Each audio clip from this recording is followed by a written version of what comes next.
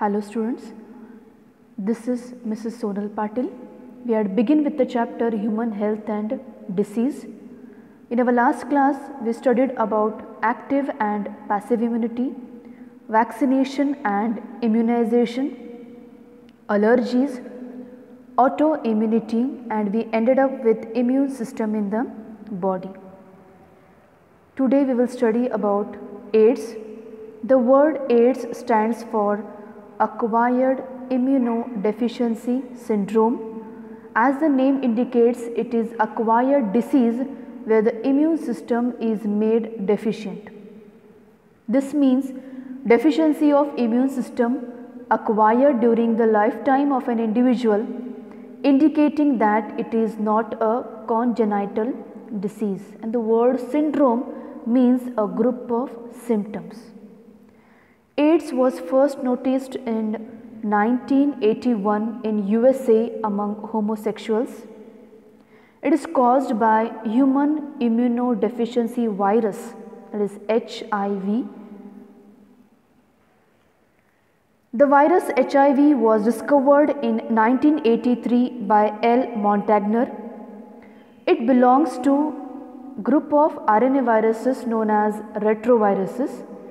They are called retroviruses because of the fact that they can convert RNA into DNA using enzyme reverse transcriptase.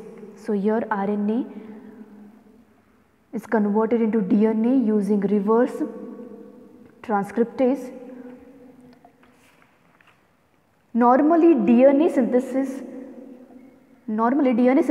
RNA through a process called transcription.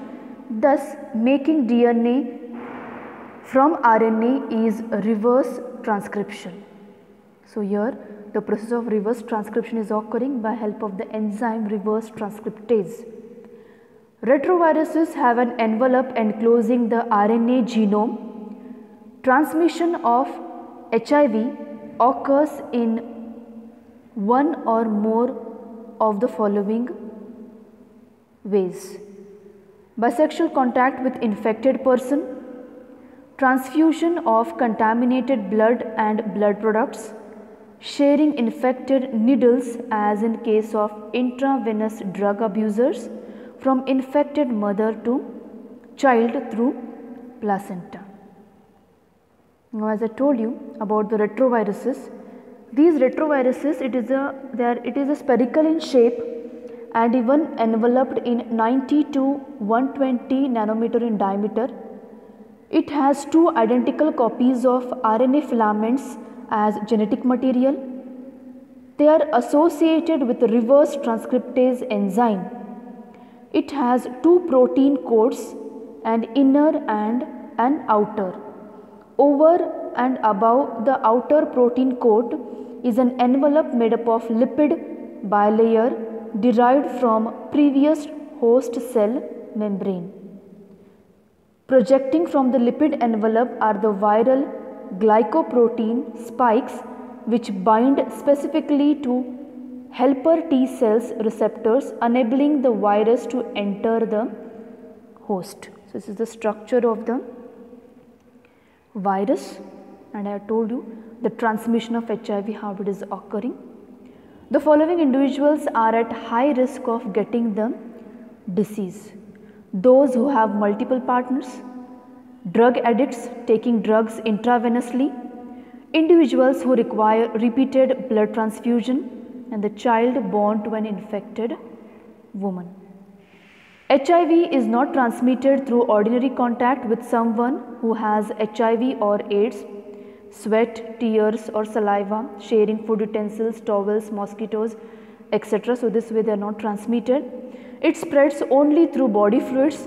It is hence imperative for the physical and psychological well-being that HIV or AIDS infected person are not isolated from family and society.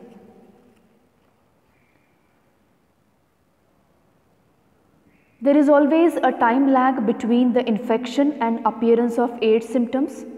This period may vary from a few months to many years. The major cell affected by HIV is the T helper cells, or the helper T lymphocytes are affected here.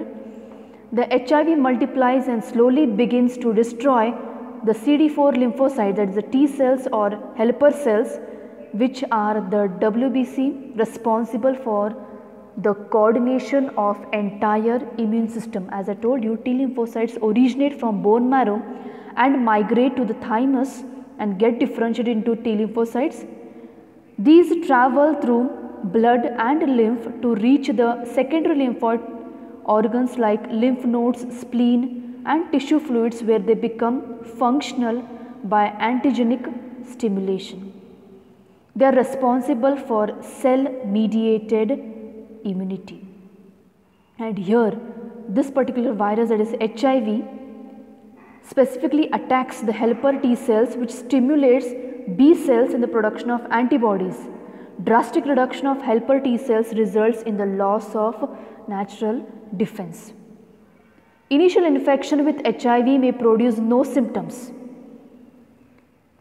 Life cycle of HIV, very important question in the exam to be asked for 5 marks. The virus, after getting into the body of a person, enters the macrophages. The RNA replicates and DNA is formed by reverse transcriptase. The viral DNA gets incorporated with the host cell DNA and directs the infected cell to produce virus particles. The macrophages continue to produce virus particles. The virus then enters the helper T lymphocytes, replicates and forms progeny viruses. This way the virus multiplies. The progeny viruses released in the blood attack other helper T lymphocytes in the body of the infected persons. During this period, the person suffers from bouts and fever.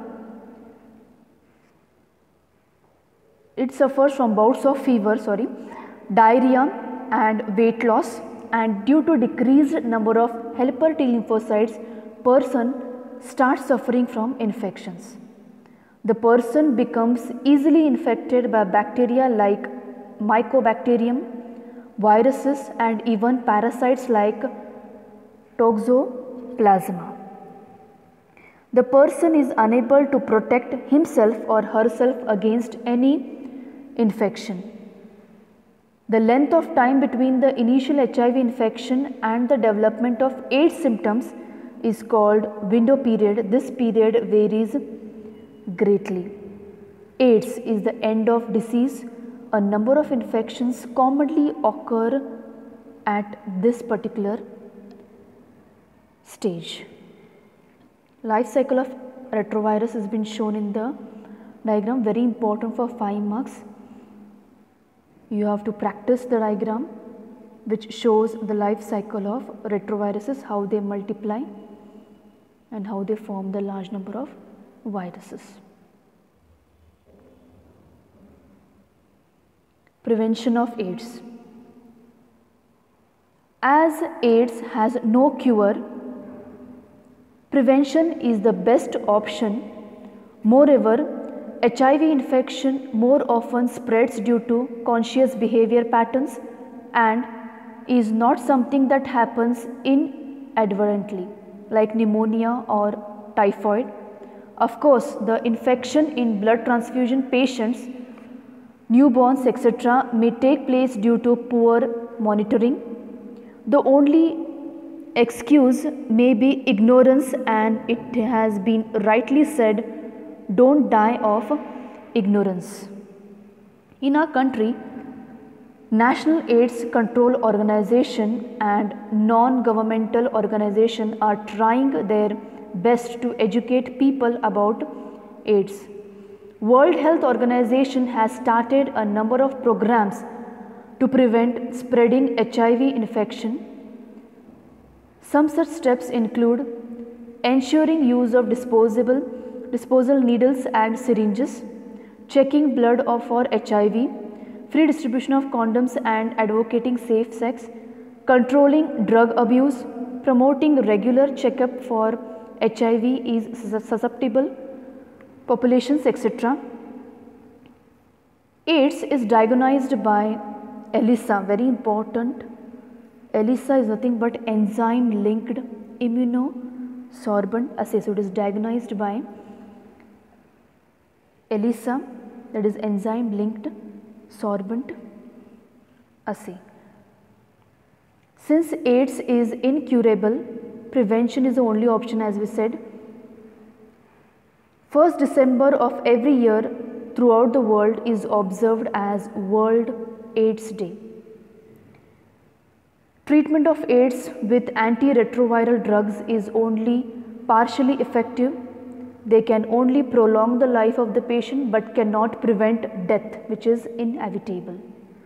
So that was about the AIDS, the mode of replication, structure we studied, mode of replication we have seen, mode of transmission we studied, and the preventive measures. Next we will begin with the cancer.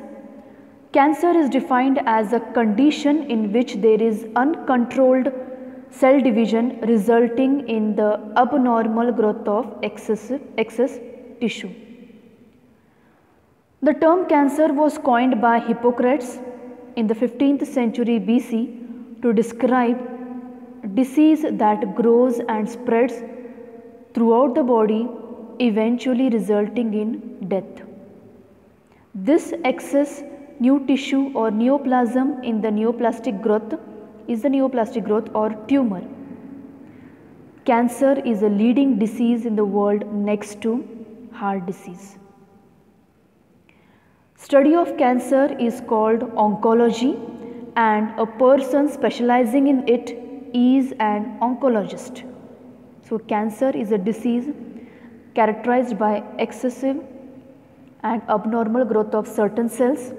In healthy individuals, the growth of adult stage, the size and cellular contents of various body remain constant.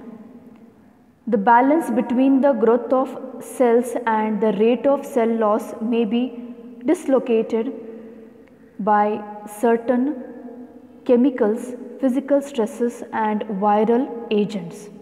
As a result, normal growth of the cell may be transformed into cancerous one. The non-regulated growth of the cells that accompanies cellular transformation produces tumors or neoplasms, each tumor being the product of proliferation of a single abnormal cell. You can see over here tumor, how the cells are dividing, cancerous cells dividing and tumor is formed. So tumor is forming over here and these are the normal cells. So these are the tumor forming cells which are being shown diagrammatically. Tumors are of two types, benign and malignant tumor. Benign tumor cells is a large localized mass of abnormal tissue enclosed in connective tissue which does not spread to distant sites. So here the cell division remains localized without spreading to other regions. They could surgically be removed and is rarely life threatening, whereas malignant tumor cells are cancer cells that spread to and take up residence in the neighboring tissues. It is a condition called as metastasis, very important. This quickens death where vital functions are interrupted. Very important question, benign and malignant tumors, two types of tumors will be asked in the exam. Now coming to the characteristic of the cancer cells, there are different characteristics of the cancer cells. Oncologists have identified special features of cancer cells and their behavior. Firstly, anaplastic or undifferentiated cells. Cells are generally differentiated to form specific type of cells like muscle tissue, connective tissue, etc. During normal cell cycle, the daughter cells enter into G0 state and undergo differentiation. In contrast to normal cells, the cancer cells lack normal cell cycle where daughter cells are held up and do not undergo further division. Thus, they do not differentiate into specific cells. Second characteristic feature of the cancer cell is immortality. Immortalization is a characteristic feature of cancer cells. These cells do not age normally and continue dividing indefinitely. Monoclonal in origin. Most tumors arise due to division of single transformed cells. Change in the structure of cell. Decrease adhesiveness of the cell. Invasiveness. These are the characteristic feature of the cancer cells. Nextly, coming to the causes of cancer. Cancer is commonly perceived as a disease that strikes without warning. Several investigations on cancer proved that they are caused by carcinogens of three types, that is, they may be physical, chemical and biological carcinogens. Carcinogens are the factors or physical or chemical which include the cancer growth, example coal tar, asbestos, cadmium oxides, etc. Carcinogen causes the DNA inside a cell to become altered. Physical mutations of DNA can be caused by ionizing radiations, UV radiations and by mineral fibers. Biological mutagens may be viral or bacterial. Oncogenes are cancer causing genes. Cancer causing viruses are called oncogenic virus. They have genes called viral oncogenes. In contrast, several genes called proto-oncogenes or cellular oncogenes have been identified in normal cells, which when activated under certain conditions could lead to oncogenic transformations of cells. Those were the causes. Coming to diagnosis of cancer. The best defense against cancer is often recognizing symptoms early and detecting the disease before it is able to progress.